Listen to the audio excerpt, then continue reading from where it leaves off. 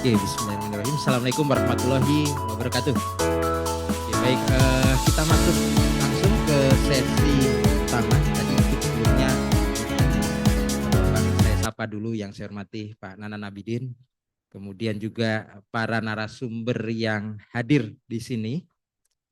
Dimulai dari Pak Aji Kris Bandono, hadir lewat online, sudah hadir? Oke, alhamdulillah. Kemudian juga Pak Dwi Kristianto, ya Pak ya, bilang gitu ya. Baik yang sudah nanti hadir di sini.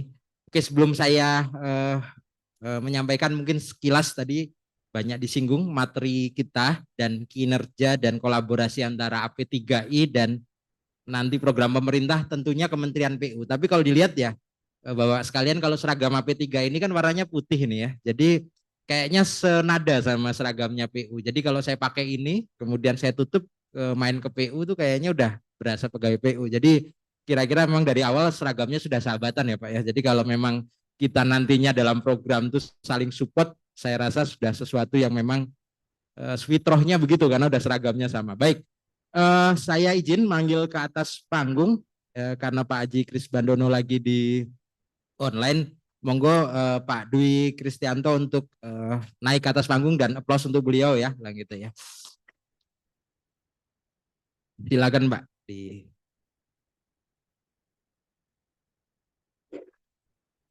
Baik, tema yang diangkat ini tema yang viral sekarang ini saya lihat. Yang pertama terkait pembangunan untuk perumahan supporting nanti 3 juta rumah. Kemudian nanti ada grand plan desain untuk pengaman pantai utara Jakarta. Nah ini tadi pernah disampaikan omongan teman-teman Pak, kalau untuk berita-berita begini, itu teman-teman dari AP3I, Precast, kontraktor itu langsung kupingnya tuh gede banget itu kan buka.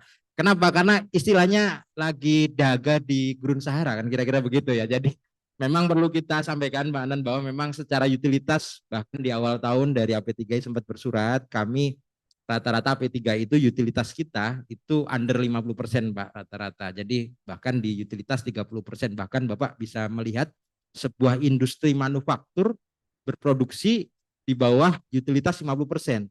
Bedanya sama kontraktor beda Pak. Kalau kontraktor dia nggak kerja paling dia menahan biayanya hanya cost dari tenaga kerjanya. Tapi kalau industri Pak, kebayang dia harus tetap bayar listrik, kemudian tetap harus bayar lingkungan, kemudian utilitasnya juga perawatan alat, belum penyusutan dari alat-alatnya yang ada. Sehingga memang kondisi sekarang ini kondisi yang cukup sulit bagi pelaku usaha di industri precast. Nah, 2 proyek ini yang pertama terkait perumahan, kemudian terkait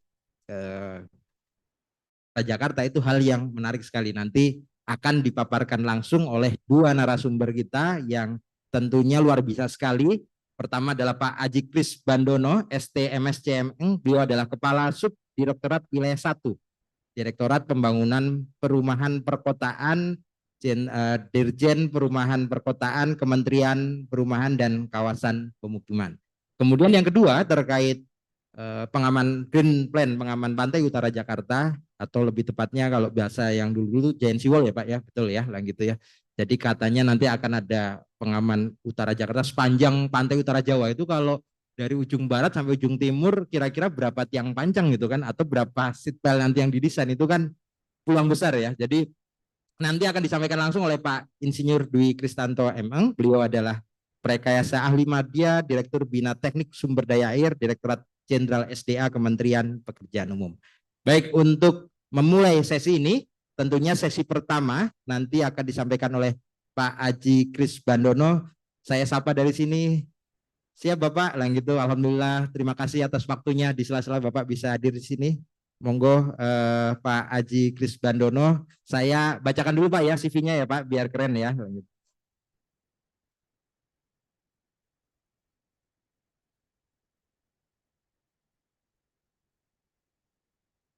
Oke, baik. Beliau mengenamkan di Sarjana Teknik Sipil dari Universitas 11 Maret dari Solo, Pak ya. Kemudian juga pendidikannya double degree, yang pertama dari Magister Perencanaan Kota dan Daerah di UGM Yogyakarta, juga Urban Management and Development di Institute Housing and Development Study di Universitas.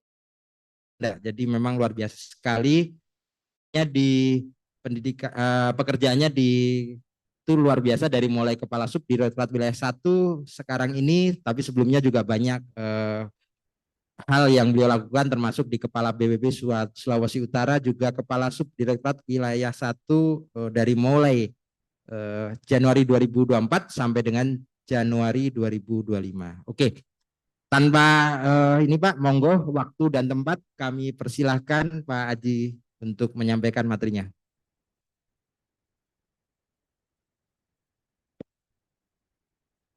Baik, terima kasih Pak Moderator. Suara saya terdengar jelas, Pak? Oke, jelas Pak. Jelas ya, baik. Yang saya hormati Ketua beserta segenap pengurus AP3I, terima kasih sudah mengundang kami gitu ya dari perwakilan Kementerian Perumahan Kawasan Permukiman yang tadi disampaikan oleh Bapak Moderator. Uh, Temanya lagi viral gitu ya, tentang 3 juta rumah. Saya boleh minta bantuan di share screen dari operator? Oke, tolong panitia dibantu share screen. Oke, sudah Oke, tampil. baik. Terima kasih. Uh, Baik, pada kesempatan ini saya ingin mengapresiasi ya pada AP3I kebetulan sejak beberapa tahun terakhir ya sering diundang oleh AP3I dalam berbagai kesempatan gitu ya, seminar maupun conference, dan terutama saya mengapresiasi karena yang sudah banyak sekali peran dari AP3I dalam tentunya mendukung pembangunan infrastruktur secara umum gitu ya. Nah, kebetulan Pak Moderator sejak Januari 2025 kemarin saya ditugaskan di Kementerian Perumahan Kawasan Permukiman setelah sebelumnya berkarir di Kementerian PUPR gitu ya. Jadi pada kesempatan ini saya ingin menyampaikan beberapa hal yang terkait dengan program 3 juta rumah dan kira-kira dukungan teknologi pracetak dan peran strategis AP3I gitu ya dalam implementasi program 3 juta rumah itu seperti apa gitu. Sebelumnya saya juga memohon maaf karena Ibu Direktur Jenderal Perumahan Perkotaan yang sedianya menyampaikan paparan tidak bisa hadir karena beliau mendampingi Bapak Menteri kunjungan kerja ke Yogyakarta. Jadi saya diminta untuk menyampaikan yang terkait dengan peran P3I dan teknologi percetak dalam 3 juta rumah. Selanjutnya silakan.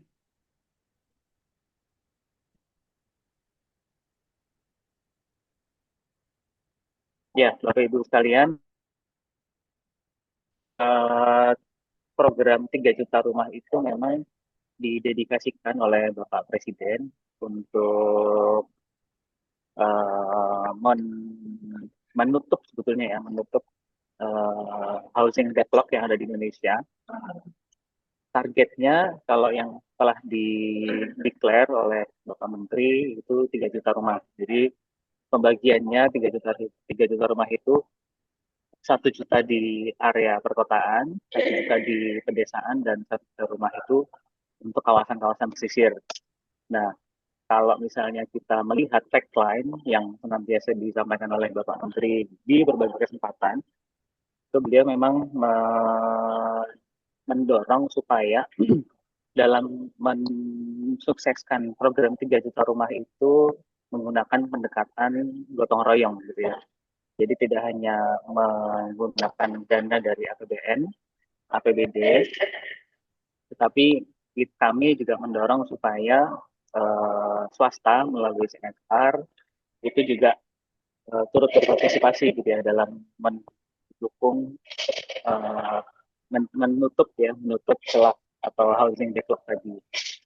Tidak hanya swasta melalui CSR, tetapi juga masyarakat umum, masyarakat luas itu juga didorong supaya juga membantu gitu ya melalui pendekatan pembangunan rumah swadaya, kemudian dari developer itu juga ada beberapa instrumen yang sudah dikembangkan melalui LPP, SBN, dan berbagai instrumen-instrumen lainnya. Bahkan yang terbaru yang sedang digalakkan oleh Kementerian PKP bekerja sama dengan berbagai pihak itu adalah kredit perumahan gitu ya. Jadi dengan kredit perumahan ini diharapkan dari sisi demand konsumen maupun dari sisi supply pelaku pembangunan itu sendiri, developer, terus kemudian toko bahan bangunan itu bisa mendapatkan kemudahan fasilitas pembiayaan dalam rangka membangun maupun membeli rumah gitu ya. Selanjutnya teman-teman.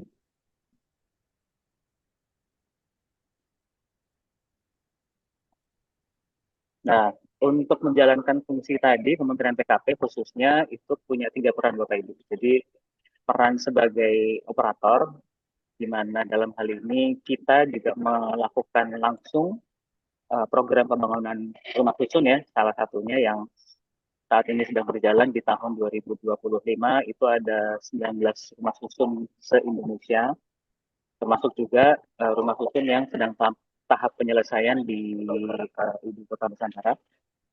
Kemudian sebagai fungsi regulator, Kementerian PKP juga telah melakukan berbagai hal, seperti misalnya membebaskan biaya BPHTB, terus kemudian retribusi PBG, percepatan penerbitan PBG, khususnya untuk pembangunan rumah yang didedikasikan untuk masyarakat berpenghasilan rendah. Jadi kalau yang semula Bapak Ibu misalnya berpengalaman misalnya sebagai developer punya kendala dalam penerbitan PBG itu bisa sampai 6 bulan atau bahkan lebih gitu ya. Dengan skema ini Pak Menteri bekerjasama dengan Pak Menteri Dalam Negeri dan Bapak Menteri PPP itu juga sudah menandatangani komitmen bersama supaya percepatan penerbitan PBG itu juga bisa maksimal 10 hari sejak dokumen permohonan itu dinyatakan lengkap gitu ya. Terus kemudian Kementerian PKP sebagai fungsi fasilitator itu juga memberikan berbagai kemudahan-kemudahan agar rusun yang sudah dibangun seperti misalnya pasar rumput, terus kemudian yang saat ini sedang dalam tahap proses penghunian di Wisma Atlet Kemayoran itu juga bisa dimanfaatkan segera oleh masyarakat gitu secara luas. Selanjutnya silakan.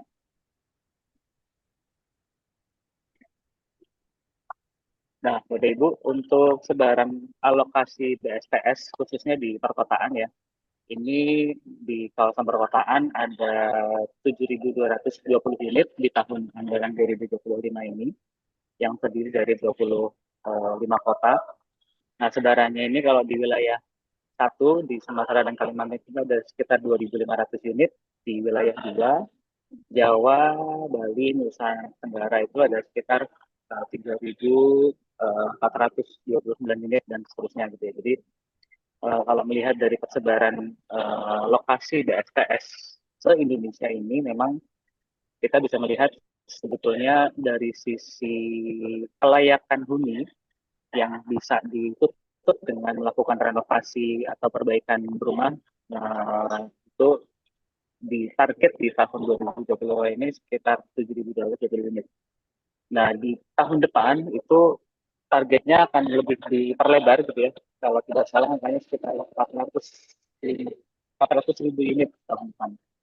Jadi Bapak Ibu bisa bisa melihat sebetulnya PR besar di negara kita ini bagaimana caranya dengan strateginya kita bisa memupuk tadi ya backlog tadi supaya uh, masyarakat rakyat Indonesia punya rumah yang lebih layak. Jadi seperti itu. Silakan selanjutnya.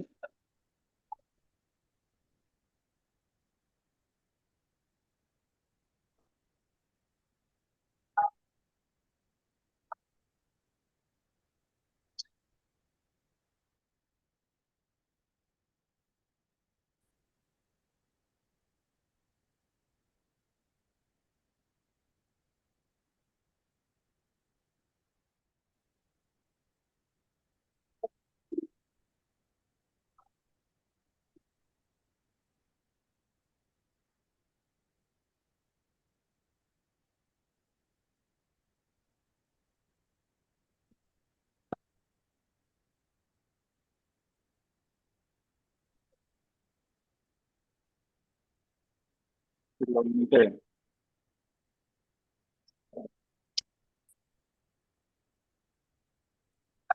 Ya, oke. Slide selanjutnya silakan.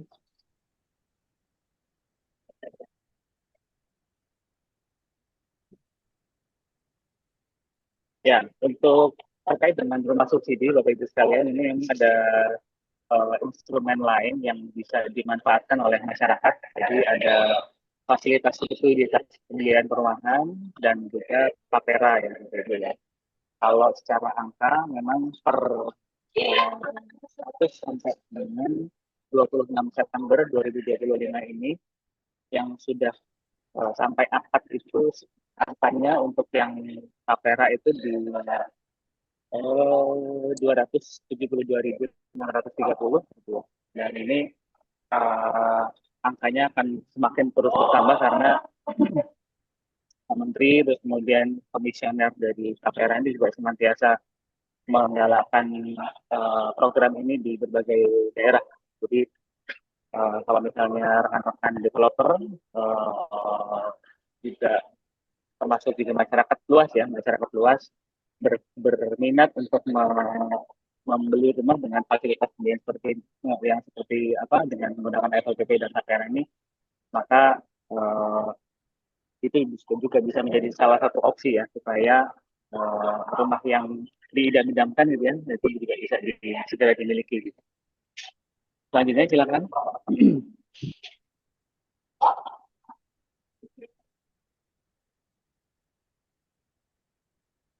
Nah, tadi yang seperti saya sampaikan yang terkait dengan kredit program perumahan ini baru saja di launching ya, Bapak Ibu, dan ini sudah dilakukan sosialisasi gencar-gencarnya oleh Pak Menteri beserta jajaran di berbagai tempat. Karena apa? Karena kami dari Kementerian PKP ingin supaya masyarakat termasuk juga dari sektor dunia usaha itu ikut ambil bagian gitu ya sebagai pihak-pihak atau stakeholder yang ikut menggerakkan ekosistem perumahan gitu. Jadi dari sisi demand dan supply, dari sisi permintaan dan persediaan ini, kami ingin menyentuh masyarakat umum selaku pemanfaat. Kami juga ingin mengintervensi toko bahan bangunan, terus kemudian developer gitu ya, yang bahkan sampai yang berkategori UMKM ya Bapak Ibu bisa memanfaatkan fasilitas kredit ini supaya menjadi pemodalan dalam rangka men, membangun rumah subsidi khususnya yang bisa dimanfaatkan oleh masyarakat.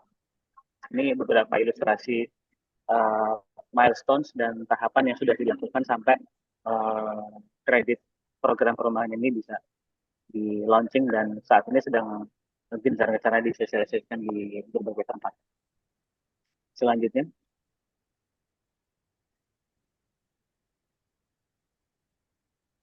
Ya, ini ilustrasi saja terkait dengan detail dan manfaatnya. Silakan lanjut.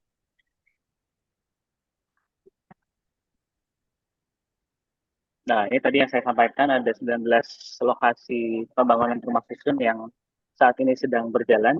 Beberapa di antaranya sudah selesai. Kalau saya tidak salah ada 10 sudah selesai. Dan ini bisa dimanfaatkan oleh masyarakat. Termasuk juga ASN ya, Bapak Ibu, ASN yang ditugaskan di berbagai provinsi seperti ASN di Kejaksaan, ASN di Kementerian PU dan seterusnya bisa memanfaatkan ini sebagai hunian gitu. Lanjut. Nah, ini terkait dengan progres pembangunan rumah susun di IKN saat ini sedang tahap penyelesaian untuk yang 47 tower. Kalau tidak salah ini juga banyak juga memanfaatkan teknologi cetak ya dalam proses pembangunannya. Dua di antaranya ini paket baru, jadi ada 4 tower hunian untuk KMI dan 1 tower hunian untuk MBR di IKN. Ini akan diselesaikan di 2026. Sementara sisanya ini sedang tahap penyelesaian dan mungkin pembayaran termin terakhir yang saat ini sedang dilakukan audit oleh BPKP. Silakan.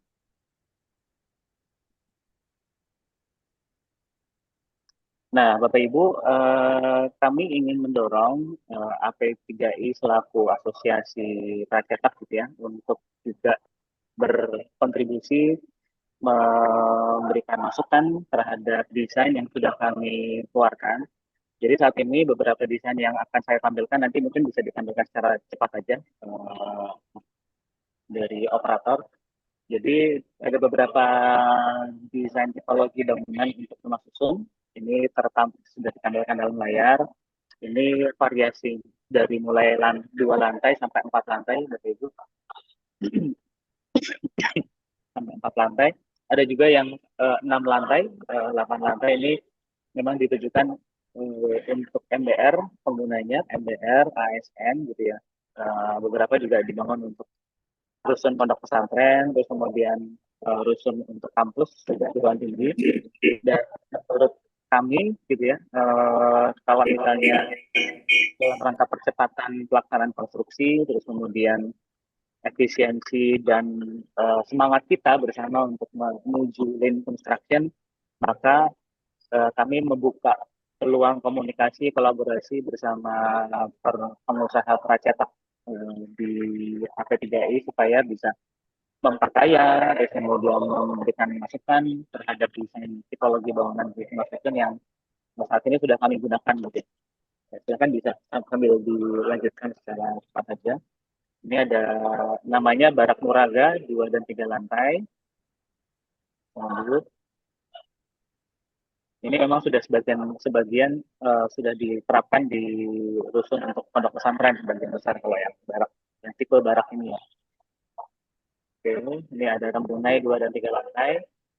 Hampir sebagian besar ini sudah tersedia di etalase ikat kalok, Bapak Ibu. Jadi untuk proses pengadaannya sendiri tidak membutuhkan waktu lama ya, karena dengan proses ikat kalok ini bisa mempercepat sekaligus bisa memberikan jaminan bahwa yang dibangun ini sudah standar gitu, sudah sesuai dengan spesifikasi yang telah dideklarasikan di dalam desain tipologi bangunan tersebut. Lanjut, ada Rembuna ya, terus kemudian lanjut. Ini ada banyak slide-nya. Ini Bapak Ibu nanti bisa lihat juga di bahan yang akan dibagikan. Ini Barak Sarwa, 3 lantai. Lanjut, melihat desainnya, saya meyakini sangat mungkin ya kalau misalnya dari AP3I berkenan untuk berkolaborasi lebih lanjut gitu ya. Jadi nanti kita bisa komunikasi setelah acara ini. Lanjut silakan, cepat aja. Ada Barak Kuntera 3 lantai. Jadi untuk sebagian besar untuk lantai 1 itu bisa dimanfaatkan untuk kepentingan non hunian ya. Jadi misalnya mau digunakan untuk aula bersama, digunakan untuk misalnya bikin toko gitu ya. Jadi bisa mempermudah juga bagi misalnya dihuni oleh MBR itu bisa menjadi salah satu sumber-sumber ekonomi juga yang bisa dimanfaatkan. Lanjut, silakan.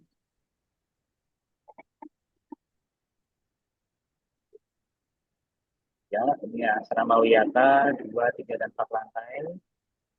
Ini biasa dipakai untuk ASN. Hampir sebagian besar itu kalau untuk yang ASN ada 2 kamar ya Bapak Ibu ya. 2 kamar, 1 ruang tamu, 1 kamar mandi, dan 1 dapur dan ruang servis. Lanjut.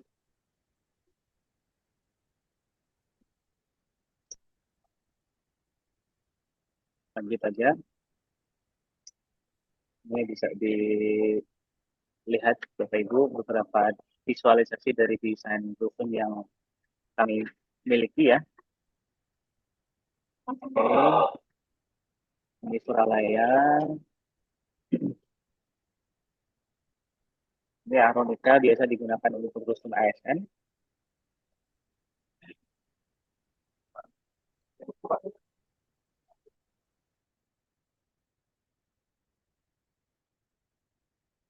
Ini Wisma Gayaka. 3 dan 4 lantai.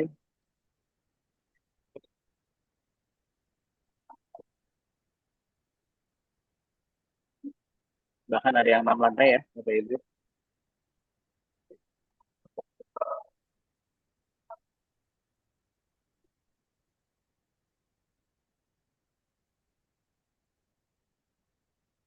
Ini yang terbaru, desain terbaru kami akan dipakai untuk rusun MA Jambi dan Bekasi, yaitu Wisma Dharma Loka di 2 lantai.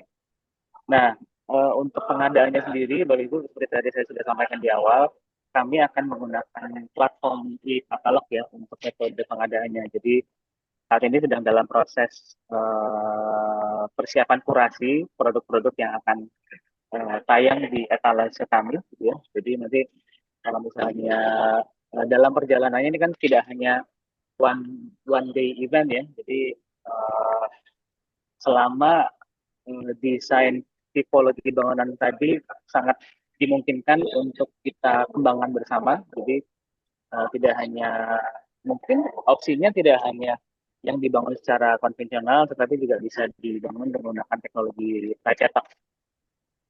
Nah, ini beberapa ilustrasi informasi tentang e-katalog. Jadi memang saat ini didorong oleh LKPP supaya metode delivery, baik itu barang maupun jasa, konstruksi ya dalam hal ini itu bisa dilakukan seluruhnya dalam platform e-katalog dari mulai proses apa namanya tender dalam proses pengadaannya sampai nanti pembayaran termin dan berita acara serah terima. Jadi seluruhnya nanti arahnya akan uh, akan memanfaatkan platform e-katalog ini. Lanjut silakan.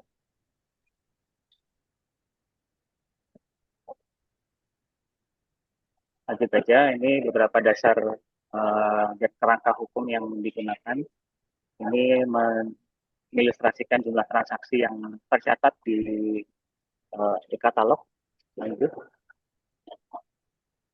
Nah, kami ingin meng-highlight kembali bahwa sangat terbuka lebar ya peluang kolaborasi antara Kementerian PKP dengan AP3I.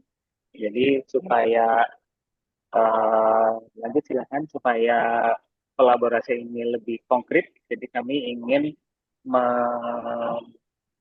highlight bahwa untuk pemanfaatan material pracetak prategang dalam bangunan perumahan.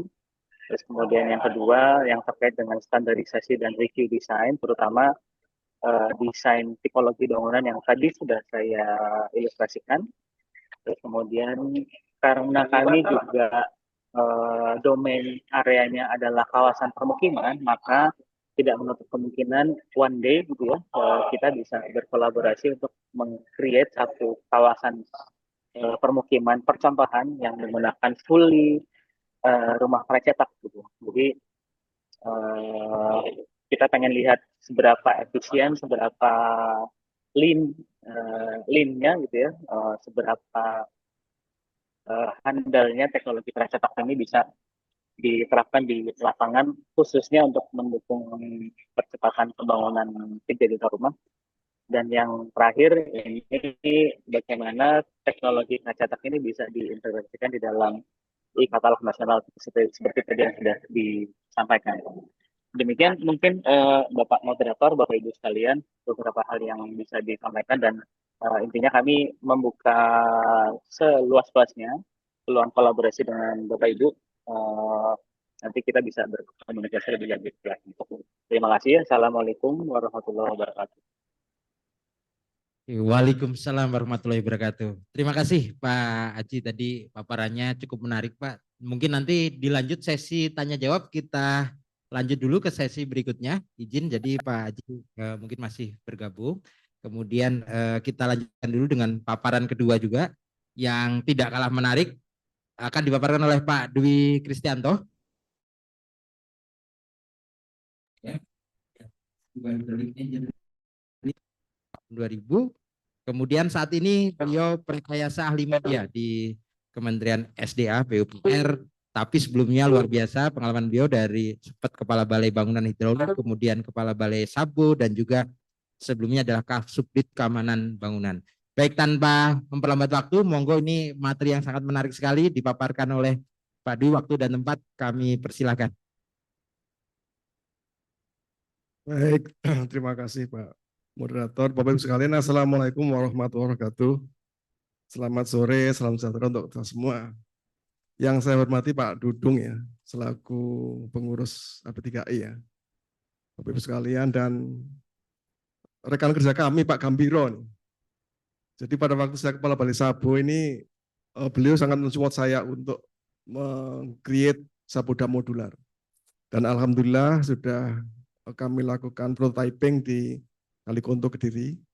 Kami dorong untuk diterapkan di Palu. Ada beberapa bangunan yang sudah di-approve dan dibangun. Terus yang Semeru, ada beberapa bangunan juga yang di-approve. Memang kami proses patennya ya. Jadi paten atas nama Wika Beton dan Bintek SDA. Nah, tentunya ke depan kami berharap masih banyak lagi peluang sampaikan ke para senior di SDA. Ini terkait dengan bendung modular, tapi masih banyak penolakan dari para senior irigasi ya. Nah, ini nanti kalau dari AP3I bisa mempropos, bisa memberikan suatu ilustrasi bagaimana bendung modular itu bisa dibangun lebih cepat dan handal. Ini tentunya nanti proses pengembangan irigasi bisa lebih baik lagi. Nah, terakhir ini terkait dengan pintu air modular Pak ya. Nah, juga diskusi dengan AP3I. Bapak Ibu sekalian, ini kami juga ketiban sampur ya. Sebetulnya yang diminta hadir itu kan Pak Dirjen. Tapi Pak Dirjen karena kesibukannya meminta Pak Dirbintek untuk menyampaikan. Nah, ternyata begitu dia, ini siapa yang dulu pernah jadi pelaku sejarah modular ya, Pracetak ya. Saya yang ketiban sampur dan mudah-mudahan apa yang kami sampaikan bisa menjawab apa yang dibutuhkan oleh AP3I. Baik, Bapak Ibu sekalian. Nah, ini sesuai dengan permintaannya, ini adalah Grand Plan pengembangan pantai utara Pulau Jawa. Jadi kalau pantai selatan itu dari segi morfologi pantainya itu lebih stiff ya. Tapi kalau yang utara ini lebih dinamis. Dari Jakarta sampai Jawa Timur ini dinamikanya luar biasa dan yang baru-baru ini Semarang Pak. Semarang kan banjir gitu ya. Nah, sudah ada tol Semarang Demak, tapi banjirnya juga masih gitu terus ya. Nah, mudah-mudahan dengan Grand Plan ini nanti masalah banjir, rob, banjir dan land subsidence di pantai itu bisa terjawab. Next, Mas. Nah, ini outline paparan kami. Pertama, informasi Grand Plan pengaman pantai utara Pulau Jawa. Terus yang kedua itu kebijakan strategi, program dan anggaran pemerintah pusat. Nah, terus yang ketiga beton Pracetak pada proyek pembangunan terpadu pesisir ibu kota Jakarta. Jadi untuk yang PIN yang Jakarta sebelah utara ini sudah sebagian besar lah menggunakan Pracetak. Sebagian besar. Nah, ini nanti tentunya bisa direplikasi.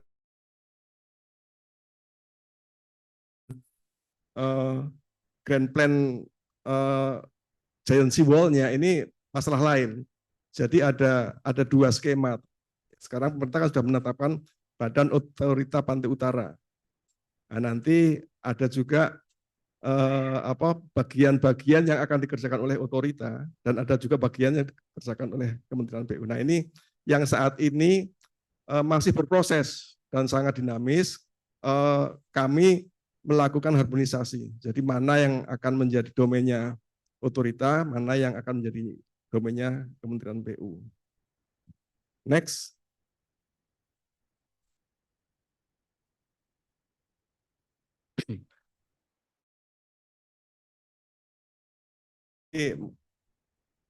Men-state ya, total panjang tanggul laut pantai utara Jawa itu berapa kilo? Ini kisarannya 535 kilo. 535 kilo kalau seperti Pantai Utara Jakarta yang PT PIN sekarang ini kan kebanyakan menggunakan spoon pile sama TCSP. Kalau menggunakan spoon pile diameter 1 meter, ini jumlahnya berapa ini? Sekitar, ya, itu kalau single. Tapi kalau sebagai giant sea wall, ini kan ada utilitas yang harus diakomodir juga. Biasanya double. Nah, kalau double berarti 1 juta lebih spoon pile. Kalau menggunakan TCSP berapa? Nah, itu suatu peluang yang tentunya kita berharap segera bisa terrealisir ya. Ya, skema pelaksanaannya mau berapa tahun nanti tentunya tergantung ketersediaan anggaran. Nah, ini kalau kita lihat ini yang Jakarta, ini yang Banten itu 42,5 kilo, Jakarta 42,8 kilo. Yang Jawa Barat ini sekitar Indramayu, Eretan, Cirebon. Nah, terus Jawa Tengah itu daerah Pekalongan. Nah, terus spot-spotnya seperti itu, yang warna biru itu rencananya giant sea wall, apakah giant sea wall atau tanggul laut nanti tentunya dalam proses perencanaannya akan diputuskan mana yang lebih. Terus ada juga breakwater yang warna hijau. Nah, ada tanggul pantai. Tanggul pantai ini yang domainnya Kementerian PU. Nah, hal yang perlu dipertimbangkan dalam pengembangan ini adalah terkait dengan penyediaan air bersih. Jadi pada waktu kita mengembangkan giant sea wall untuk pantai utara, ini sedapat mungkin ini bisa mengakomodir kebutuhan air bersih untuk kawasan tersebut. Nah, terus peningkatan kualitas air pada muara sungai. Nah, sebagaimana kita ketahui kalau zona-zona yang sudah menjadi zona publik, ini kan sering interaksi antara kawasan dengan masyarakat itu begitu intensif. Nah, kalau tidak dikendalikan, lama-lama terjadi degradasi kualitas. Nah, terus terkait dengan land subsidence, diharapkan memang secara teoretik ini bisa digunakan sebagai instrumen untuk mengendalikan land subsidence. Nah, terus pengembangan kawasan. Nah, ini ada pengendalian banjir. Nah, pada waktu beroperasi sebagai pengendalian banjir ini, aspek operasional menjadi satu poin penting yang harus dipertimbangkan secara massa. Jadi banyak tapi dalam operasionalnya sering tidak maksimal. Nah, terus peningkatan kualitas hidup. Nah, tentunya begitu dikembangkan nggak cuma sebagai masyarakat. Nah, terus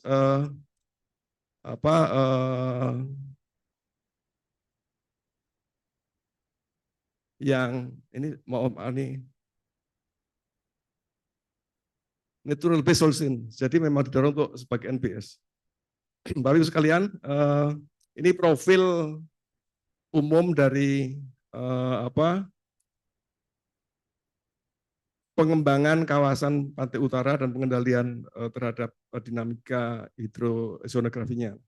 Nah, beberapa hal penting yang akan menjadi pertimbangan dan itu harus menjadi satu kesatuan pengembangan adalah yang tercantum di. Baik, lanjut. Nah, ini kalau kita lihat per spot ya, Pak. Ini DKI Jakarta. DKI Jakarta ini bagian-bagian ini sudah banyak terbangun, Pak.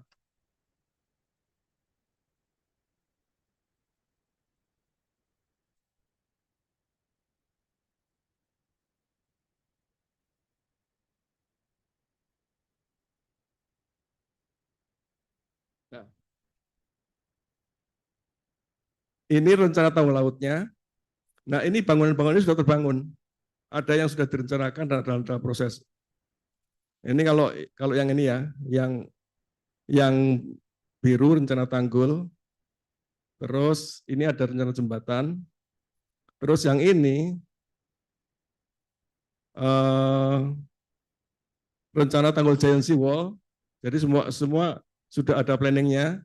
Terus kalau yang ungu dan yang merah muda ini ongoing, terus yang merah agak tua itu rencana penanganan tanggul. Nah yang ini tol Semarang Demak ini under construction. Nah, tol Semarang Demak ini tidak menggunakan teknologi pracetak prategang, tapi lebih menggunakan untuk meningkatkan daya dukung tanah, ada efek buoyancy-nya. Jadi menggunakan sesek bambu ini sebanyak 16 lapis kalau salah. Jadi silang. Jadi bambu dibuat matras, bambu bulat buat matras, disilang ada 16 lapis, baru di atasnya ditimbun. Iya, Semarang Demak. Nah, kalau yang Jakarta ini sebagian besar menggunakan teknologi pracetak prategang. Nah, yang Pekalongan juga sebagian seperti ini. Nah, ini antara tanggul laut Giant Sea Wall dengan infrastruktur yang terbangun, ini diperlukan suatu tanggul-tanggul penghubung, tanggul transisi. Sehingga memang diharapkan ini menjadikan satu kesatuan pengembangan. Demikian juga di sini. Ya, lanjut Mas. Nah, ini contoh yang agak detail lagi untuk Semarang ya. Ini Semarang, rencana, ini tol Semarang Demak. Ini ada beberapa tanggul yang terbangun dan itu bagian sistem pengendalian banjir ya. Nah, ini kalau seperti ini tentunya perlu suatu pompa yang kapasitasnya dan operasionalnya harus bisa diandalkan. Karena secara ini tinggi muka air itu sudah lebih tinggi dari muka air di daratan, sehingga memang pada waktu air pasang ini air lari ke laut. Ya, lanjut. Nah, status kegiatan dan rencana tindak lanjutnya ini kegiatan-kegiatan yang sudah selesai ini sudah cukup cukup banyak ya. Ini ada juga yang kegiatan ongoing, kegiatan lanjutan dan ada rencana lanjutan. Nah, ini kalau kita perhatikan, ini di setiap titik nanti ada suatu kondisi yang memang akan unik ya. Jadi kalau tanahnya semuanya atau tanah lunaknya itu agak dalam, tentunya ini juga. Nah, kalau Jakarta ini ada lunaknya, tetapi secara stabilitas tanah masih bisa diakomodir menggunakan teknologi tiang panjang dan anchoring. Nah, tapi kalau di daerah timur ada juga yang tidak bisa, ya tentunya tidak sepenuhnya menggunakan teknologi pracetak prategang, tetapi bisa menggunakan tanggul laut yang sifatnya timbunan tanah atau seperti yang tol Semarang Demak. Ya, next. Nah, ini yang Pantura Jawa, Banten dan DKI Jakarta ini profilnya seperti ini. Ini kalau kita perhatikan ini kan spot-spot yang sudah diani. Nah, kalau tipologi konstruksinya itu menggunakan tipologi yang di PT PIN, tentunya sudah tidak asing bagi teman-teman semua ya. Teman-teman yang di lapangan, penyedia jasa, terus vendor dan juga pabrikan pracetak ini bisa segera mengejar kebutuhan. Nah, ini yang ongoing Utara Jakarta itu 0,95 km. Nah, yang rencananya ini ada 18,6 km. Nah, ini ongoing 2025, yang merah itu yang belum terbangun, yang kuning sudah terbangun. Jadi masih spot-spot Jadi belum 10-nya. Nah, yang Jakarta ini ada 2 skema juga yang dibangun oleh Kementerian PU, sekarang PU, dulu ke PUPR, ada juga yang dibangun oleh pemerintah DKI. Ya, skema-skema seperti itu. Nah, ini memang proses komunikasi juga diperlukan Pak pada waktu DKI bangun dan PU bangun. Nah, sering tidak ada kesamaan model. Nah, ini yang di beberapa titik ini menjadi suatu kondisi yang clogging yang cukup lama untuk mengkomunikasikan. Nah, kalau dengan badan otorita tentunya sudah punya otoritas penuh ya sudah bisa langsung dikejar. Tapi kalau sudah model kewenangan, ini yang proses koordinasi, komunikasi, dari pusat ada duitnya, dari daerah nggak ada, nanti akhirnya masih ada spot yang kosong. Dari daerah yang menjanjikan, oke, pusat menyediakan anggaran, kami pembebasan lahan, tetapi begitu pada waktunya, dananya sudah ada, lahannya nggak dibebaskan. Nah, ini hal seperti itu yang. Ya, next. Nah, ini beberapa ilustrasi ya. Ini yang Indramayu ini menggunakan tetrapod.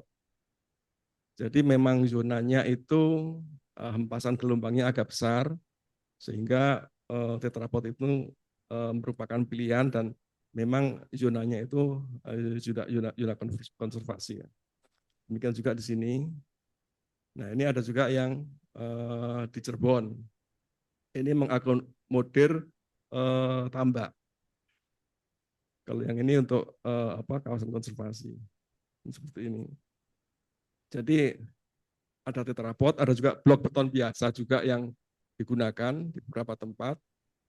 Kalau hempasan gelombangnya tinggi, ini tetrapod pilihan. Tapi kalau gelombang tidak begitu tinggi, cukup menggunakan blok beton, bisa dimensinya 1 meter ke 1 meter. Tapi kalau menggunakan kondisinya memang membutuhkan suatu struktur yang lebih tinggi lagi, menggunakan spoon pile atau CSP.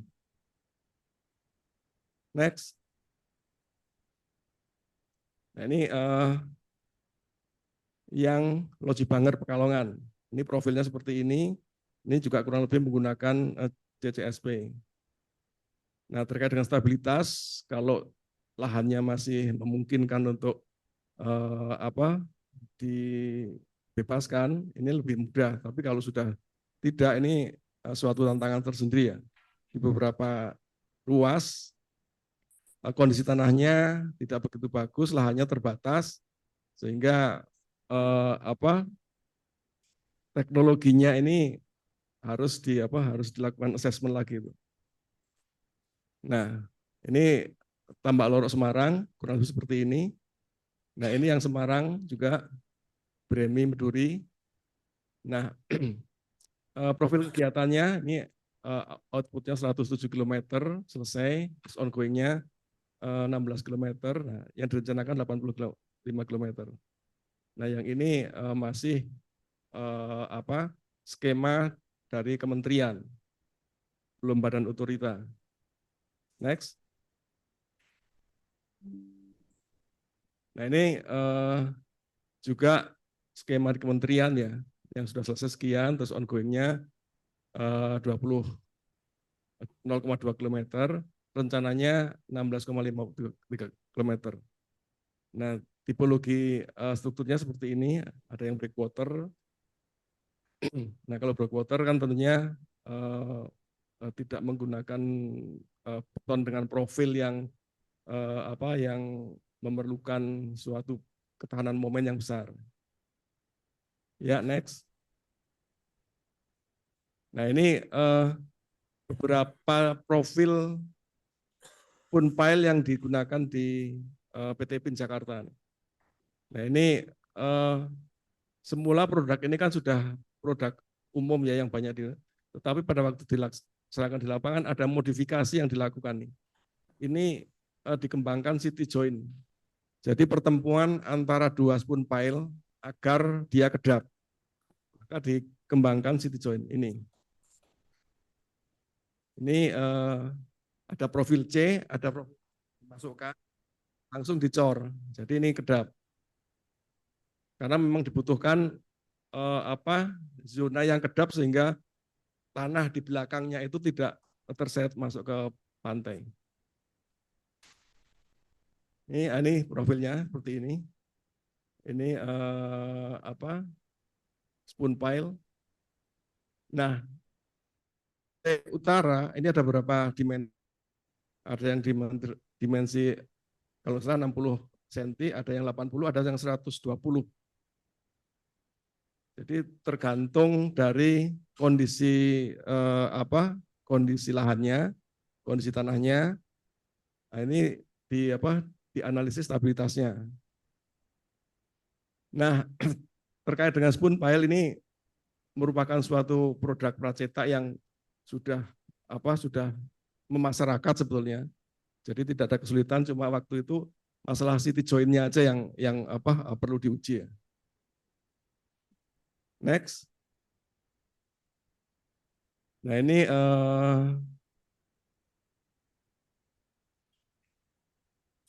ada beton pengisian city join, ada beberapa ini. Ini detailnya dimasukkan, dicor. Nah, ini dokumentasi pelapisan city join. Jadi city join yang digunakan itu dilapisi agar dia tahan karat karena dia terpapar air laut. Ya, next. Ini CCSP. Ada beberapa tipe yang digunakan.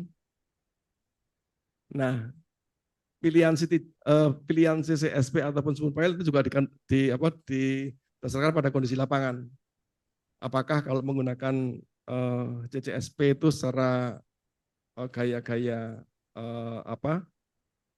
momennya itu memadai atau tidak? Nah, ini terus next coba.